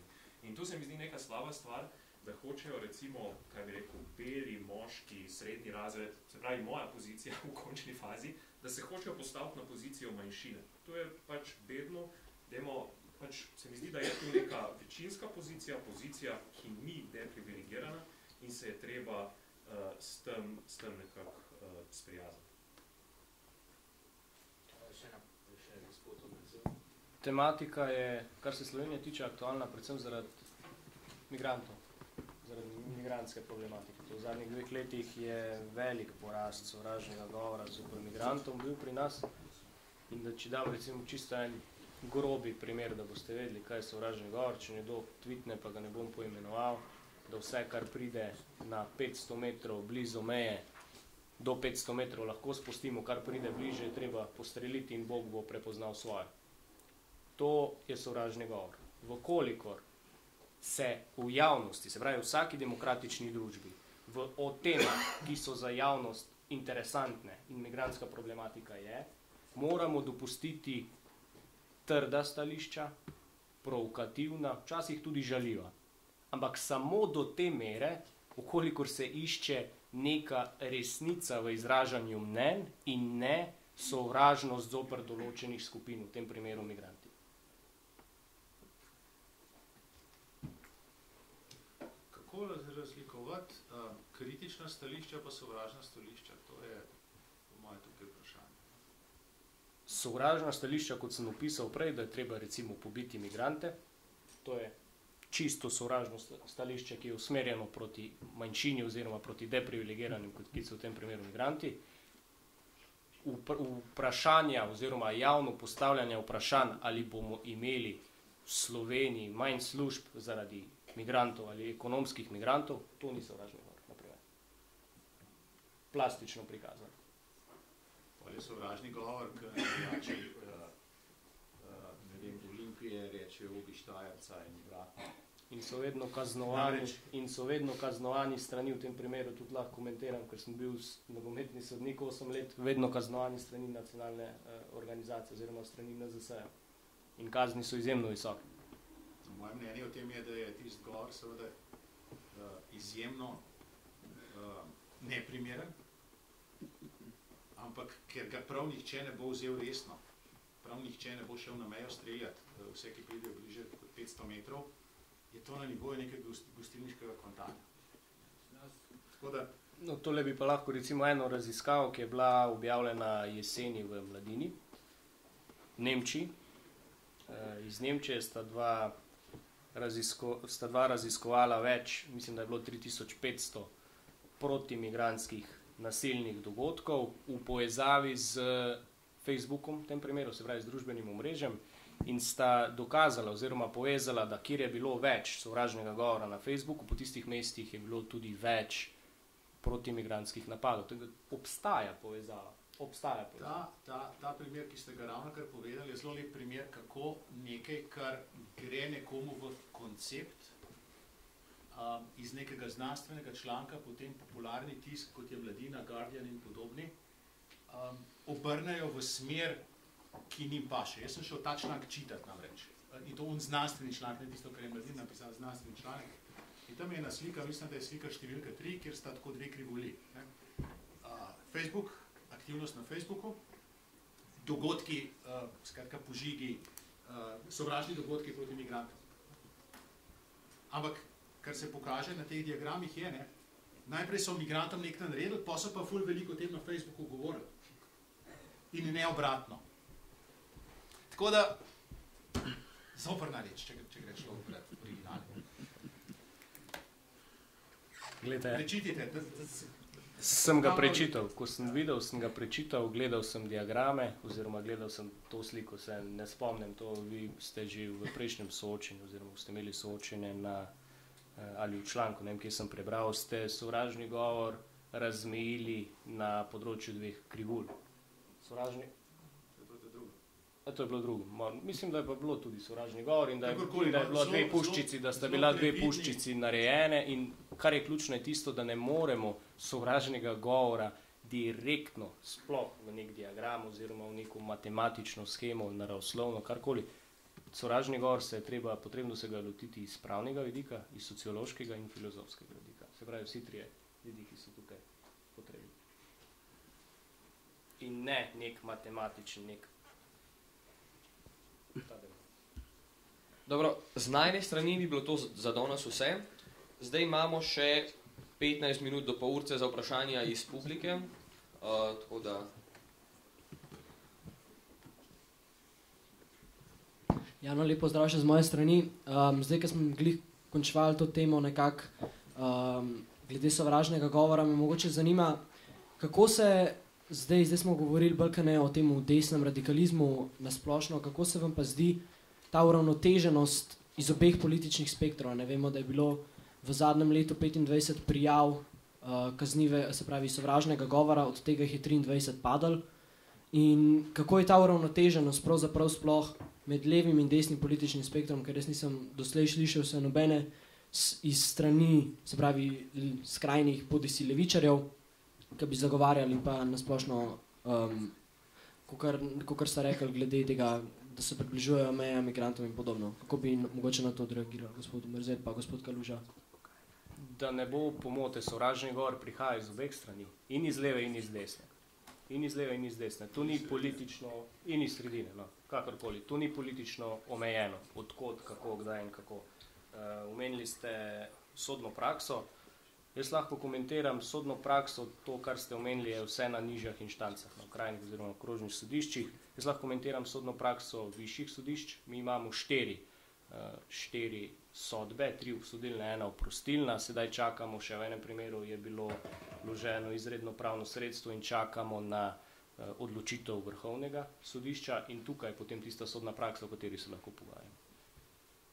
Jaz nisem čisto razumel vprašanja. Kako je bilo sodna praksa? Ne, bolj je bilo glede tega nasplošno, kaj se vam zdi, če je uravnoteženo oziroma koliko se prikazuje tudi v medijih samo iz ene strani nek sovražni govor, da se sovražni govor napeljuje samo na eno stran političnega spektra. Ja. Mislim, po mojem, da vseeno, jaz bi rekel, da več sovražnega govora prihaja iz ene strani političnega spektra, tako pač nekako bi ustrajal na tem stališču. Se pa strinjam, da tudi z druge strani prihaja, tudi se pravi z leve, čeprav zdaj ne vem, težko bi se spomnil konkreten primer, ampak recimo tale Ivo Godnič, ne, je bil, to je bila res bedna izjava, s tem Barbarinim rovom, cajta nazaj je že bilo to. Recimo se tudi na tej strani dogaja, ampak tako, kakor bi jaz, če bi jaz govoril, recimo, mislim, da mora biti mnenje isto, ne glede na to, v kakšnem mnenjskem krogu si, ne, in če bi recimo bi rekel, da recimo v nekem levem krogu bi rekel, no pa dajte pač malo se pomiriti s tem iskanjem sovražnikov, z detektiranjem fašistov, z vsem tem, ker tu samo neko slabo gonjo vodi, bi tudi v nekem drugem krogu rekel, da tudi iskanje levih fašistov je isto slaba praksa, no? Da se tudi na ta način nikamor ne pride. No? Mislim, da je tle težko pravzaprav iskati neko ravnotežje, posebej v luči tega, kar je kolega Kaluža povedal, da naj bi imele manjšine tukaj nek poseben status, s čemer se jaz ne strinjam. Jaz mislim, da za manjšine treba poskrbeti, da so v tisto, v čemer so prikrajšane, ne prikrajšane, potem se pa lahko vseh enako govori. Ne? Ampak nevarnost oziroma past, v katero stopamo, je nekako ta, ne, da levica si vzame pod svoje peroti vse mogoče manjšine, ne? In potem kdorkoli bo proti tem, kaj je rekel, bo to sovražni govor. Ne? Če bo pa kdo kaj rekel proti desnici, bo pa rečeno, se to ste pa zdravi, beli moški srednjih let, vi pa niste manjšina, vam se bo lahko vse reči. Ne? Skratka, ravnotežja, to pogledno, na tem nivoju ne more biti. Ne? Lahko je pa ravnotežje, ali je razbite šipe ali pa ni razbite šipe, to pa nima nobene zadeve levo-desno. In tukaj je ena legenda oziroma nek urbani mit, jaz ne trdim, da je novica preverjena, ne? Ampak zakaj smo prišli do take interpretacije tožilstva, ne? Da samo, če je nevarno za javni red in mir in tako naprej, ne? Da se preganja. Zato, ker je bilo v času tiste vlade Janeza Janše 12-13 razmeroma veliko sovražnega govora proti tej vladi. In da ne bi bilo tega preganjati, ne, so rekli, bomo mi to preganjali samo, če je res nevarno zaradi njih. Pa tudi tistega, kar je vodilo k ogrožanju javnega, oziroma kjer je povzročilo javni nemir in javni nered in merljive škode na raznih fasadah in tako naprej, nič od tistega ni bilo preganjeno. Tam smo mi imeli posledice za javni red in mir, in vse tiste, ki so na stališču, ja, ne, vsaka taka zadeva ima vzrok v nekem sovražnem govoru. Kater sovražni govor je povzročil kocke v Mariboru, ste me tam vse razbili? Kateri? Kje? A je bil kaj procesiran? Kater sovražni govor je povzročil, da so šli ustavnemu sodniku Petriču pacat po hiši? Napad na njegov dom. A je bilo kaj procesirano? A se je takrat kdo o sovražnem govoru kaj pogovarjal?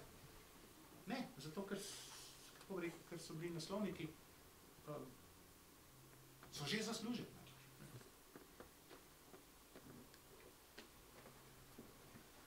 Ja, lep pozdrav sem. Prej ste govorili o dvigu kulture dialoga, še predtem pa o tem, kako je gospod Požar domač po slovenskih sodiščih. Pa me zanima, a to potem pomeni, da je vaša kultura dialoga v vaših člankih, v vaših prispevkih preniska, ali je to potem sistemska napaka?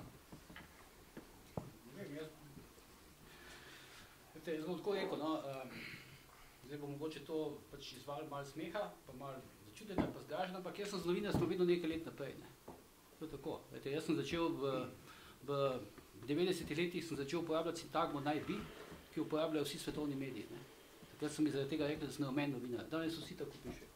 Delo, Dnevnik, Večer, RTV, Slovenija, Pop TV, vsi govorijo naj bi. Ne. Ker pač velikokrat si kot novinar v poziciji, da neko stvar veš, ampak je ne moreš dokazati. Ne. Koncev novinar ni sodišče. Ne. Jaz sem danes objavil zgodbo o tem, kako je Sašo Jasenovič, zdaj novi mariborski župan, pred 2 leti podkupoval bančnike Deželne banke Slovenije, da je prišel do nekega denarja pri preprodaji nepremičnin. Jaz zagotovo lahko veste, da jaz tega naslova in tega članka nikoli ne bi objavil, če jaz za to ne bi imel dovolj dokazov, da sem to objavil. Ampak stvar je pač v tem, no, da sodišče gleda pa tako, veste, jaz sem bil približno 50krat na sodišču. Ne. Enkrat sem bil od tega obsojen v civilnem postopku, oziroma v kazenskem postopku, se opravičujem, pred 5 leti, oziroma 6 leti in zdaj verjetno, glede na spremembo sodne prakse, nikoli več ne bi bil obsojen. Jaz sem bil obsojen v primeru, bom povedal zakaj, bil sem obsojen v primeru mame Jana Plestenjaka. Ona je bila procesuirana pred ljubljanskim sodiščem zaradi tega, ker naj bi spolno zlorabljala svojega vnuka. Ne. Bil je tajen postopek pred sodiščem, ker je pač šlo za varovanje kako se reče, interesov mladoletnega otroka in tako dalje. Ampak jaz sem do teh dokumentov prišel in sem to zgodbo objavil, pri čemer seveda otroka nisem omenil. In na sodišču nisem bil obsojen zato, ker bi napisal nekaj, kar ni res, ampak zato, ker sem to sploh šel pisati. Danes verjetno v tej sodni praksi, ki se ob isti zakonodaji ne bi bil več niti procesuiran, kaj šele objavljen. Tako da jaz si v principu štejem na nek način to v čas, da sem recimo v 49, zdaj govorim figurativno, od 50 sodnih procesov, v 49 sodnih procesih sem obranil svobodo tiska in za vsako oprostilno sodbo se je svoboda tiska v tej državi dvignila za malenkost. Ne. Danes novinar, ki piše tako, kot sem jaz pisal v 5 letih, nikoli ne bo šel na sodišče, ne. Kaj šele bil obsojen. In to je, kako bi rekel, moj zelo velik prispevek k razvoju medijske svobode v Sloveniji in zato se zdaj tudi po vseh teh letih novinarske kariere se mi zdi malo za malo in si tudi ne pustim, kako bi rekel, kaj dosti govoriti okoli tega, ali je sovražni govor, oziroma dvomiti v to, ali je sovražni govor samo neka predveza za omejevanje svobode tiska. Sveda je. Glede, meni je popolnoma jasno, jaz ne pišem o migrantih, ker to po domače rečeno ni moja tržna niša. Jaz se ukvarjam z tem slovenskim političnim poslovnim zakulisjem in tukaj ni migrantov. Ne. Ampak mi je popolnoma jasno, da tisti hip, ki bodo zaklenjeni mediji, katere zdaj Šarec imel v mislih, pa jih ni rekel, da sem potem jaz na vrsti, ne? Pa klasični opozicijski mediji, ki pri nas sicer ni. Ne? Ker pridružujem se temu absurdu, ki je prej rekel Žiga Turk, sicer uporabil mojo številko, 95% medijev piše proti vladi, kar je čisto normalno. Ne? Že ta številka ni normalna, mogla je biti nekje na pol. Ne? In ne vem, kako je to možno, da smo mi prišli v situacijo znotraj Evropske unije, da imamo tako medijsko situacijo. Posod po svetu, posod v državah razvite Evrope so mediji približno razdeljeni v tem širšem političnem kontekstu med levico pa desnico. Pri nas je pa vse to v rokah ene politične opcije. Ne? In to ni v principu čisto normalno. To se včasih zdi, ne, kakšna beseda, ki jo napiše nekdo, ki je izven teh kontroliranih medijev za sovražni govor, pa je v principu samo normalna. samo normalna medijska dikcija. Ja, zdaj mene bi zanimal komentar gospoda Turka povezavi z Ameriko, pa bom zdaj začel pri slovenskemu primeru. Pred časom je bil v enem mediju, ki ni več cup of tea, en članek o enem primeru, torej Roma na šoli.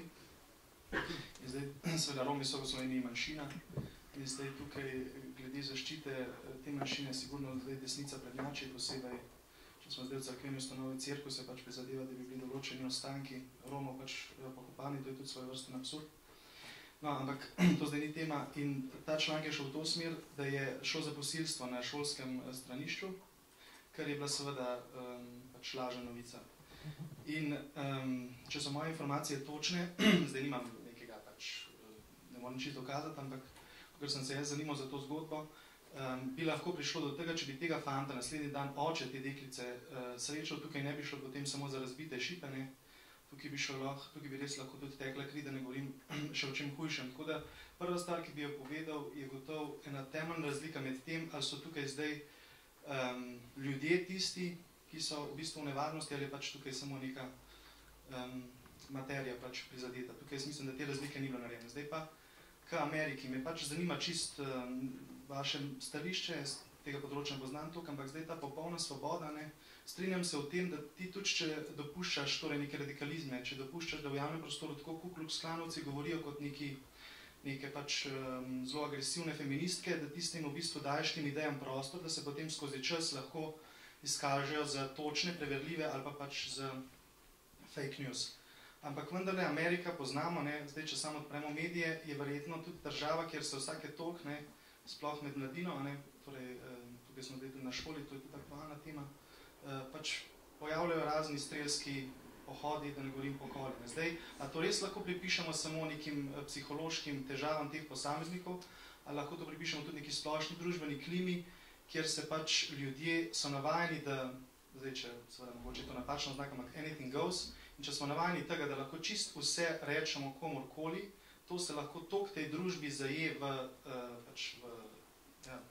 njihovo bit, da potem v bistvu vsi vzamejo tudi svojo pravico in vsake toliko časa tudi pač obračunajo, ne zdaj s šipami in z ne vem čem materialnim, ampak dejansko s človeškimi življenji in zato posledično, no, s tem zaključam, bi lahko mogoče bilo to omejevanje svobodo govora možno drugače doseči, ne pa zdaj v bistvu dati, ne vem, Amerike mogoče za en tak primer, kjer stvari štimajo, ne? Ker očitno so pač dejstva, lahko jih navedemo še več, da v Ameriki zadeve glede tega tudi ne štimajo.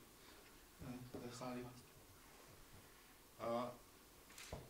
Najprej tole v zvezi z materijo in ljudmi, ne, če spravim, če nek govor povzroča poškodovanost materije, ne, se že začne možna njegova pregonljivost. Ne. Če povzroča poškodovanost, fizično poškodovanost ljudi, še toliko bolj. Zdaj, vaše vprašanje bi se dalo nekako bolj, bi se dalo poenostaviti v naslednje. Ne. Če bi v Ameriki imeli nadzor nad mediji in cenzuro, ne, bi bilo streljanja po šolah manj. Ne. Jaz mislim, da je zelo težko dokazati tako vzročno zvezo. Ne. In verjetno gre, torej jaz tudi v literaturi nisem bral kakšnih silnih študij, ki bi pa streljanja na ameriških šolah povezovala z svobodo govora. Ne. Ampak tisto, kar pa vemo, ne, je pa, da je ameriška družba ravno zaradi te svobode govora oziroma zaradi svobode, ki je razmeroma splošna, ni samo svoboda govora tam, kjer je svoboda velika, ampak tudi svoboda gospodarske pobude in vseh mogočih drugih stvari. Kot sistem, ne, bistveno bolj odporen na vse mogoče anomalije, ki smo jih pa v Evropi imeli. Ne, kljub temu, da je bila cenzura, kljub temu, da je bila svoboda govora omejena, so se v Evropi pojavili fašizem, nacizem, komunizem. Ne. Kljub temu, da je verjetno na Norveškem tudi v zvezi s svobodo govora, ki je narejeno bolj restriktivno kot v ZDA, se je pojavil en Breivik in in naredil nekaj nedopustnega in nekaj groznega. Ne? Tako da idealnega sveta ni. Ne? Sveta, v katerem se nikakor nič, nikjer ne bi nič slabega zgodilo. Ampak več svobode se je pa nekako izkazalo kot tisti recept, ki nas pred najhujšimi oblikami zlih dejanj in tako naprej varuje. Pri čemer moram pa dodati tukaj eno distinkcijo vendarle med dvema svobodama. Ne? In sicer eno je tista svoboda, ki jo si vzamemo recimo pred drugimi ljudmi in recimo, da je to svobodo treba varovati. Druga je pa svoboda, ki bi jo nekateri si vzeli od svoje vesti ali pa od tradicij. Tovrstno svobodo pa ne vem, če ima smisel promovirati. In morda včasih ZDA tudi na račun, bom rekel, tistega svojega naprednega krila intelektualcev in politikov, pozabi na to, da obstaja tudi rekel, svoboda od grehov, svoboda od nagonov, ki pa ni nujno dobro. Tako da res svobodna družba je tista, ki, bom rekel, gradi na nekih tradicijah, ki so se svobodno in spontano skozi stoletja vzpostavile in take tradicije so, ne vem, družina, narod in podobno. Ne. Čeprav se zdi, da če si po družini, si pa manj nesvoboden. Ja, si, imaš nekaj od tega. Če si del naroda, si mečkaj nesvoboden. Si, ampak imaš nekaj od tega. Se je izkazalo evolucijsko za korist.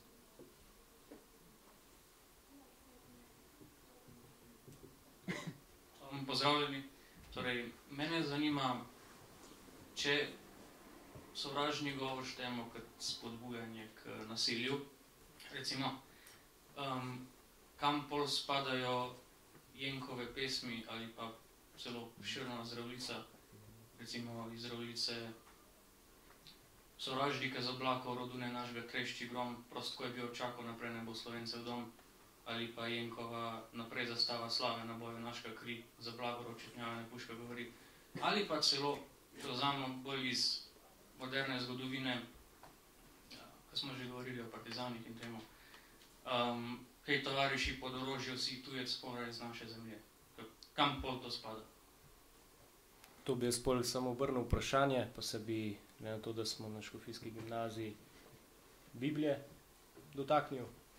Imamo primer 1600 let pred našim štetjem, Mojzes odšel na goro, prišel nazaj po 40 dneh, kjer so molili zlatemu teletu. Vemo, kaj se je potem zgodilo, kaj je rekel bratje, pridite k meni, kjer so za Boga, vzemite meč, pobite od urad do urad soseda, brata, familijo. No, to bi samo vrnil vprašanje. Tako da veliko je teh primerov, ki so na meji, ampak komentirati vsakega pa tule ne morem. Jaz bi samo vprašal, recimo zadnje cajte se zdi, da je že sama debata o določenih temah lahko že avtomatsko nekje sovražni govor, vsaj v določenih segmentih družbe. Recimo, če smo konkretni, če se pogovarjamo o splavu, če se pogovarjamo o kriminaliteti, ki jo povzročajo recimo migranti in še čem podobnem, se skoraj že avtomatsko, ne glede na ton, ki ga recimo razprava daje, pojavljajo nalepke, sovražni govor, o tem se pa ne bi pogovarjali, recimo, če se sam spomnimo, kakšno je bilo takrat, ko je bila na RTV, recimo ta razprava, naprimer o splavu. A je možno kakšno temo, po vašem mnenju, a priori kategorizirati kot sovražno in se o njej ne sme razpravljati, ali pač je tle Slovenija zašla v neko slepo ulico, ko pride do tega? Kot sem rekel, vsaki temi se lahko razpravlja in mnenja morajo biti soočena. Glede splava, mislim, da se vsi strinjamo, da je to ustavna pravica, ki je tudi za omizjem. Vsaj upam, da za omizjem, da je to ustavna pravica, katera je nedotakljiva in se ne sme spreminjati v tej smeri. Vse to je moje stališče. kar ste rekli glede migrantov, lahko se pogovarjamo o zločinih, o kaznivih dejanjih, ki jih bodo ali so jih določeno število migrantov naredilo. Se pa tudi Slovenci, se pravi, družba kot taka. Dejstvo je, da nekdo bo oropal trafiko, dejstvo je, da nekdo bo nekaj naredil in tem se lahko pogovarjamo. Ampak do te točke, kar sem prej rekel, ne da je tisti glavni namen zoper njih sovražno govoriti in širiti nestrpnost. Problematiki se lahko pogovarjaš, normalno. In ni teme, ki bi bila označena, o tej temi se ne sme govoriti. Je ni. No, tako je, v družbi so neke teme, o teh temah se govori in ena stran v diskusiji uporablja jokerja in reče, to je pa sovražni govor, ali pa poskuša zvezati pač nasprotniku roke, tako da kako rekel, nek del argumentov, neko polje argumentacije naj bi bilo prepovedano ali nedovoljeno. Skratka, kot da se pač nekaj boksamo, ampak eden naj bi držal roko zadaj na hrbtu. Mislim, da je treba enostavno te stvari preslišati, etikete preslišati, v redu je sovražni govor, v redu sem fašist, kaj pa zdaj na stvari. In se potem o stvari naprej pogovarjati. Še to vprašanje je bilo v bistvu zanimivo, a so te pesmi pozivanje k nasilju. Tudi kakšno nasilje je legitimno, kakšno pa ni. Jaz sem rekel nekako, če poziva k kaznivim dejanjem, ki so v realnem svetu merljiva. In je poziv realen. Če mi jaz tlele nekaj rekel, da se ne bo nič zgodil. Če Marjan Šarc nekaj reče, se pa morda bo. Tako da, po pameti. Jaz bi tudi odgovoril na to vprašanje. Mislim, da zelo dobro razumem, kaj imaš v mislih. Dejansko gre za to, da pač nekomu lahko, ki je v eni politični opciji, neka razprava ni v interesu. Pač nočeš ti imeti te razprave, ker veš, da te bo vodila v slabo v stvari, kamor nočeš iti. Ampak se strinjam, da je tu problem in da bi recimo tudi na levici mogli v bistvu neke stvari, ki se jih skuša na ta način dati iz razprave stran, v bistvu bi mogoče mogli celo jih nasprotno spodbujati. Če hočeš ti nek, ne vem, migrantski center v nekem manjšem kraju v Sloveniji zgraditi, pol moraš tam narediti razpravo prej o teh temah, pol boš mogoče imel šanse, da boš lahko zgradil. Ne boš ga pa mogel kar priti s plani, pa pričakovati, da bodo vsi zadovoljni s tem. Tako da v zadnjih letih, recimo sploh v navezavi na migrantsko problematiko, se mi zdi, da je tu bil problem, se pravi, bežanje iz nekih tipov razprav kot takih, kar pa se mi ne zdi najboljš. Mislim, še to sem te reči, če si ti prepričan, da imaš prav, pol načeloma te ne bi smelo biti strah iti v razpravo z drugače mislečimi. Je pa tu neko tveganje, se pravi, vedno obstaja možnost, jaz sem lahko prepričan, da bom drugega prepričal, ampak on drug je tudi prepričan, da bo mene prepričal. Ampak tu tveganje pa moraš nekako sprejeti, pač odnosi so taki. Imam potem še eno vprašanje, če lahko. In sicer tukaj se mi zdi, da zanemarjamo eno zelo osnovno lastnost jezika. V bistvu jezik je omejen v sporočilnosti. Zdaj, spomnil sem se na en citat kardinala Richelieja, ki gre takole. In sicer, dajte mi 6 vrstic, ki jih je napisal najiskrenejši, najbolj pošten človek na svetu in v njih bom našel nekaj, da ga lahko obsodim. Torej, v bistvu gre za to, da v jeziku in v nekih izjavah bomo vedno lahko našli karkoli, kar bi pač lahko, kar nam ne bo všeč in kar bi lahko obsojali. Torej, na komu zdaj leži krivda? Na tistemu, ki je pač nekaj napisal, ali na tistemu, ki je to interpretiral in je sam interpretiral to kot pač nekaj sovražnega in vrednega obsojanja. Zaradi tega, ker če v bistvu krivimo tistega, ki je to napisal, potem bomo na koncu prišli do tega, da sploh ne bomo smeli ničesar več reči, lahko ukinemo jezik, ker bo vsaka stvar lahko predeljena na koncu, sovražni govor, malo pretiravam, ampak to je pač neka ta ideja. To je krivda je vedno nujno na tistemu, ki interpretira besedilo. No, čeprav kakšna besedila ne dopuščajo veliko dvomov o interpretaciji, to je vendar treba reči. Ampak ravno zaradi tega, ker ste vi povedali, mislim, da tudi jaz kakšni kolumni ga že citiral, Richelieja, ravno zato so neke take fluidne meje dopustnega nevarne. Ker poljubno raztegneš potem tisto, česar se ne sme. Če je pa onkraj razumnega dvoma nek govor povzroča, bi lahko povzročil onkraj nekega dvoma, nekaj objektivno merljivega in kaznivega, potem imamo pa jasno mejo in je vsak lahko brez skrbiko razpravlja.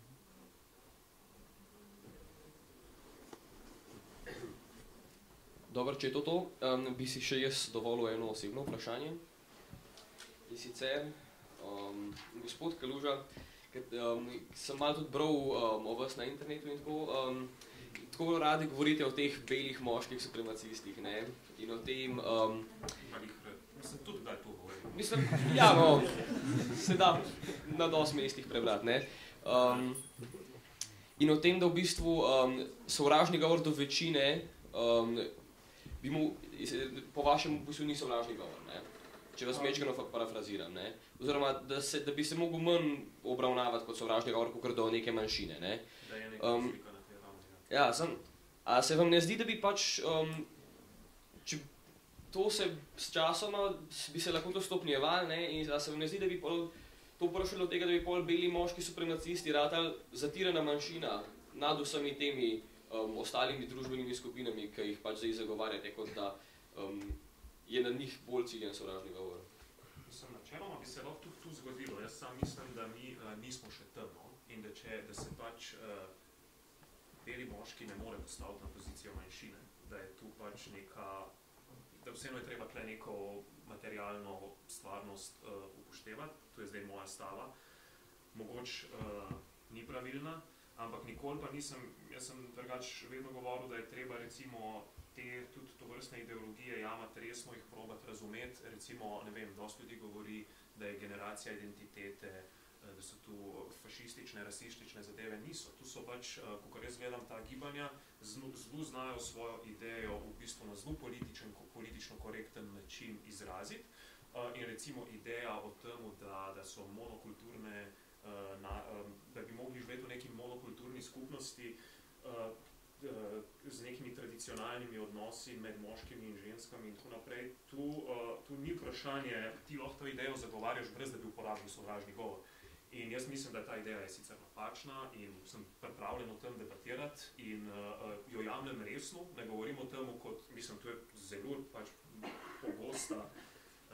pogost način v današnjem svetu, pač neko tako razmišljanje. In pač jaz mislim, da tega ne moramo odpraviti, no? Ampak ne bi pa rekel, da se jaz ukvarjam s tem na nek tak, upam, da se ne, no, na nek tak enostavno, slabšalen, zavračujoč način, no. Mogoče pa me kdaj tudi zanese, ali kakorkoli temu rekli, če sem približno odgovoril. Ja, hvala. Zdaj, če ni več vprašanj iz publike? Jaz sem še, če je čestno. Mikrofon. No, moje vprašanje leti bolj na gospoda Turka pa Požarja, ker se mi zdi, da gospoda Omerzela že poznam odgovor. Pa me zanima, zdaj spet tema, ki je bila mogoče dan že nekajkrat načeta, gibanje stranke socialnih demokratov, dvigimo kulturnega dialoga. Ko sem zasledil, ste bili tudi vi govornik na enem teh srečanjih in me zanima, kako je to v vaših očeh postavljeno, je to mogoče samo ena produciranje strani levih strank, da počas dobijo monopol nad drugimi mediji, nad celotnimi državo, konec koncev, da se potem implementira cenzura sovražnega govora, tako je oni, ali pa pač vsi ljudje poimenujemo, ali je to neka konkretna in pač stvar gibanja, ki bi jo mogli spoštovati, mogli vsi videti kot neko zelo pozitivno gibanje, ki bi lahko to doprineslo potem k celotnemu generalnemu dvignjenju, kako oni pravijo, kulture dialoga. Dve stvari bi temu narob rekel. Ena je ta, da stranka socialnih demokratov že kar nekaj časa ima na radarju, bom rekel, to svobodo govora. Mislim, da se je Mladi forum še igral za idejo spletne policije. In to razpravo lahko razumemo kot pripravljanje terena za to, da se zakonodaja zaostri in se nekako v družbi zamrzne ali pa ohladi dialog, ki trenutno še kar svobodno poteka, čeprav ne enako. Ne? Drugo moram pa vendarle povedati, da jim je seveda, oziroma sem se z veseljem odzval po vabilu in mislim, da je pozitivno, da obstajajo forumi, kjer se srečujemo različno misleči, da ni vsak, bom rekel, da recimo v neki škofijski gimnaziji ste lepo povabili tudi dva, ki mogoče ne sodite ravno v vaš idejno miselni krog, pa dva, ki so recimo mečkam bolj na desni in tudi to je v redu. In tega bi moralo biti čim več, jaz upam samo, da jim ni bilo žal, da so me povabili, da jim nisem koga spridil s temi idejami ali pa kaj podobnega. Jaz sem se pa tudi malo naučil, kako pa oni razmišljajo. Tako da, to mora biti, te prostori razprave morajo biti čim več, morajo biti čim bolj odprti. Tudi na Faktorju v bistvu niso, so vedno komentatorji, malo z ene, malo z druge strani, ne vem sicer, ali už kam se on trenutno pozicionira, ampak zadeva vsem je pluralna in to ljudje rajši gledajo, kot pa, da si voditelj in gost v odmevih med seboj pritrjujeta, ali pa voditelj in dva gosta, ki med seboj tekmujeta, kdo bo bolj pravoveren. Sam eno stvar bi dodal, da pač zavod, v katerem smo, se pač politično ni nikakor predeljen, je bil sredina, če pa že, je pa itak na pročelu napisana tista oseba, pač, kateri pač vodstvo zavoda sledi in ta, kakor jaz vem, ni bilo nobeni politični stranki. Tako da tudi tukaj so lahko predsodki iz desne o bojda desnem zavodu, ne, sam bog. To je bilo potrebno dodati.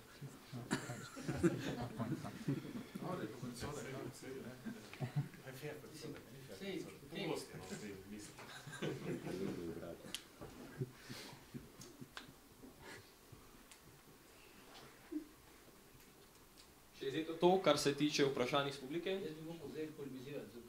No, pa polemizirati. Ne, sem reči, da je, spremljam te... Mislim, če pa to bo pohvaliti. Ja, ne, vse hočem se, sem dopolnil. V bistvu je to že Jan na začetku povedal, no, pa se ne poznava, pa sem ga danes v principu prvič poslušal, nekaj sem se pač tako kot ti predvrti, ne, ko sem videl, da je tukaj gost. Ampak hotel sem to reči, da so te klasifikacije pri nas, ne, levo, desno, so v bistvu zmedene, ne. In zdaj že, čudno je, da to dolgo časa trajajo, ne, pa so še vedno tako zmedene, ali pa še celo bolj, ne. Recimo, vsa moja politična prepričanja so daleč od tega, da bi jaz bil na desnem. Jaz sem pa zdaj hotel oglasiti v zvezi z tem, ki je pač kolega prej rekel, kaj se lahko razpravlja in kaj ne, recimo primer splava. Ne.